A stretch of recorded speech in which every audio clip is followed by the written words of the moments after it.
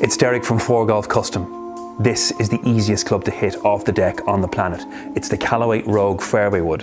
What started out as a normal review of this actually turned into a lot more. I'm going to talk today about the lofts on this. There's 8. You're going to have to do your research on this.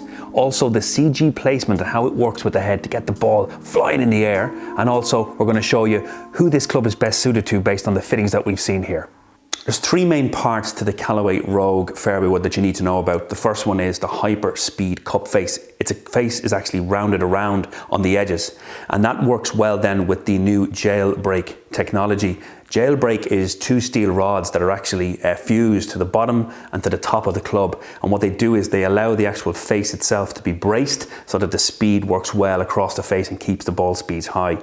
The other technology then is the crown of the club. It's actually carbon fiber. This is the real important part about this club, and what it does is the weight that's saved in the fairway wood can be taken out of the head because it's carbon, and it's placed into the actual bottom back of the club. By putting the weight low into the back here, you lower the CG, and in conjunction with a piece of weight that's placed into the bottom here allows for these incredibly high launching, easy to flight fairway woods, which makes this fairway wood the easiest fairway wood to hit off the deck on the planet. So let's give you some background on who is 4Golf Custom.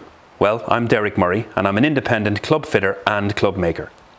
I have 20 years experience building clubs for every level of golfer, working with a huge range of clubs from all the different brands. I'm a consultant with the PGA of Canada, have worked on the European Tour as a technician, and also work as a journalist specialising in equipment testing with Golf World magazine in the UK. In our videos, myself and my colleague David Williams will share our insights into the golf clubs and who they are best suited to from our custom fitting point of view. So one of the differences here in our videos that we need to be aware about is that all our information is based around a fittings perspective, so a fitter's view of the product. And that means that it's how we would fit with it on a daily basis, it's what we would give to customers, it's how we would build a club inside in workshops. So the information is very prevalent and centered around different golfers. So this fairway wood, because of where the weight's positioned, this is going to launch really quickly and spin quite a lot. I've got the spec of this club. This is obviously the Rogue 3 wood. I put the spec down underneath so you can see it there. I just wanted to show you real quickly in terms of launch and spin. Like, here's the 2 main factors. You can see the launch angle there just over 10 degrees and the spin rate's at 3,500 RPM. The point of factor is this thing gets in the air quick and gets it launching in the air, which is why I believe it's probably the best fairway wood for hitting off the deck. Yeah. That's out at the moment from everything that we see and everything we test. I'll go along with that, yeah. Just give us a quick explainer, Dave, and so that I've talked about it earlier on, but just the weight and where it's placed and how it works for you from a fittings. So essentially the big weight is set back at the back of the head. So as a general rule, most amateur golfers struggle with a negative attack angle. They hit a fairway wood like they're hitting an iron. So at which point the head is always going to be lofted at impact. So what that big weight at the back of the head does is if you come down a little bit steep into it and shallow the loft out, then the head weight is always trying to get the thing to go up on itself and create launch. Yeah.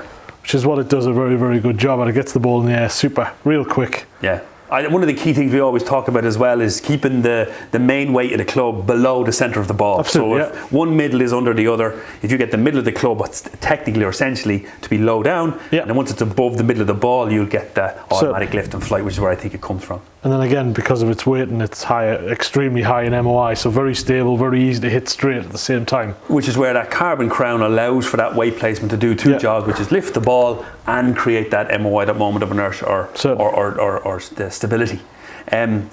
Lofts on this. Tell us about your spacing and how you've been working with this from a fittings. So with the huge number of options that you have in the product, you can almost gap them like you can gap a set of irons. Yeah. So you have like 2 to 3, you got 13.5, 15, 17, 19, 20, 21, 23, 25. So you got all those type of lofts available. I think one of the key factors to buy in this product is having a real understanding about what you already have in the golf bag.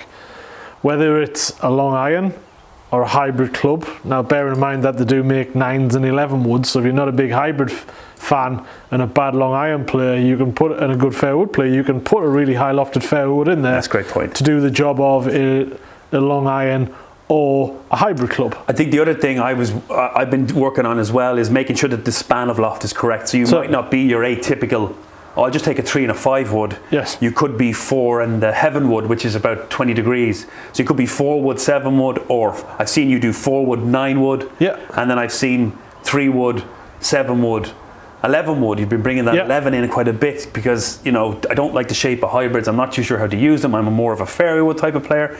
Well, that's the type of loft that'll get you that distance based on your long iron. The type of golfers that we've seen using this, it's such a broad range because of the lofts and because of the way you can set it up. Who have you been seeing best work for this, or who should be thinking about this or looking at this?